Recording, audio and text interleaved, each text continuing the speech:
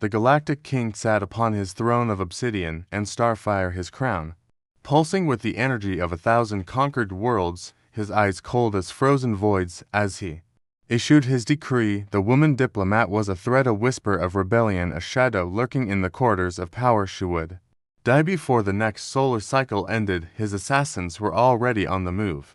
She walked through the corridors of the Galactic Senate, her presence commanding, her face unreadable to them. She was a mere diplomat, a voice among the masses, but she knew what they did not. She was the Baba Yaga, the nightmare that mothers whispered of to disobedient children, the shadow that slipped between worlds. She had buried kings before, and she would do so again. The assassin struck in the dead of night, silent as the vacuum between stars, their plasma blades humming, their cloaking fields shifting like living shadows. But she was already waiting. Their first mistake was thinking she was unaware. Their second mistake was thinking they had a chance. Their final mistake was existing at all. She moved like liquid death, her hands breaking bones before they even knew she had struck, her feet gliding across the floor. As if gravity itself bowed to her, the assassins fell one by one, their bodies crumbling to dust before the weight of her fury. The last one trembled at her feet, his lips forming silent prayers to forgotten gods. The message was sent not in words, but in blood. She left the assassin alive, broken, battered, whispering her name like a curse that would never be lifted. He would return to his master and tell him what he had seen. But the king would not listen, not yet. His pride was an iron chain around his neck, tightening with every breath.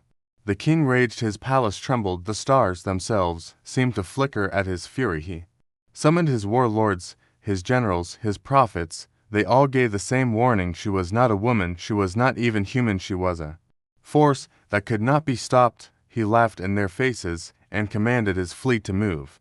The ships descended upon the diplomat's world, a fleet of nightmares, crafted from the bones of dead civilizations, weapons humming with power that could unmake planets. The people screamed, the sky burned, and she stood in the center of it all, calm as a frozen sea, the wind whipping her hair as the first bombs fell.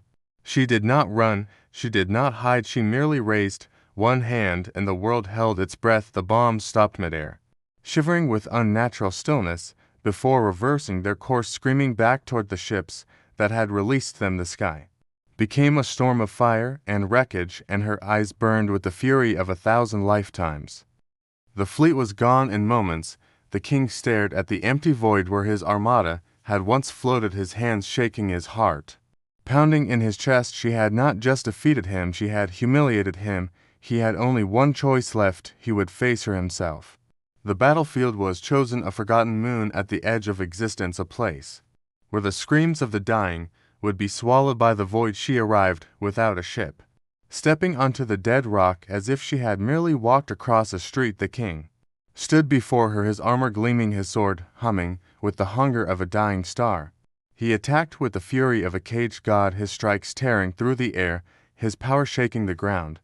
But she was the Baba Yaga. She did not flinch, she did not waver, she simply moved like the whisper of death, her fingers tracing unseen patterns in the air. As the king's own blade turned against him, he roared as the energy of his own weapon betrayed him, carving lines of molten agony across his skin. But he would not yield. He had conquered galaxies, he had broken empires. He would not fall to a mere woman. He gathered all the energy within him, the last remnants of dying worlds, and hurled them at her in a final desperate attack.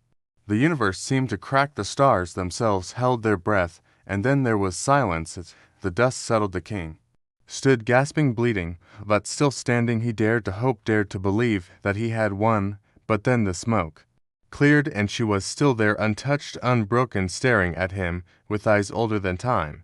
She raised a single hand and the king fell, his body betraying him, his mind unraveling. He saw visions of every ruler who had defied her, every soul who had thought themselves above fate and had been swallowed by it. He understood now. She was not a warrior, she was not a queen, she was the end itself.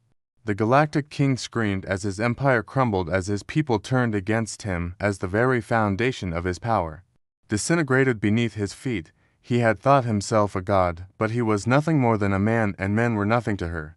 He tried to beg, tried to plead, but there was no mercy in her gaze. She had given him his chances, she had warned him with the bodies of his assassins, with the wreckage of his fleet, with the whispers of those who had known better, but he had not listened, and now it was far too late. She turned and walked away, leaving him kneeling in the dust, his power gone, his name already fading from history. The Baba Yaga did not kill kings, she erased them, and he was already forgotten. The galaxy moved on, the warlords carved up what was left of the empire, the people whispered of the one who had ended the reign of the tyrant. But she was already gone, fading into the endless night, a shadow, a myth, a nightmare waiting to awaken once more. The stars burned as they always had, civilizations rose and fell in their endless cycle of arrogance and ruin. And somewhere in the darkness a woman walked alone, her purpose fulfilled, her name lost to time, but her legend eternal. And so the Baba Yaga vanished into the void, knowing that one day another fool would rise, another king would believe himself untouchable, another empire would think itself eternal, and when that day came she would return, for she was not a person, she was not a story, she was the inevitable end of all things.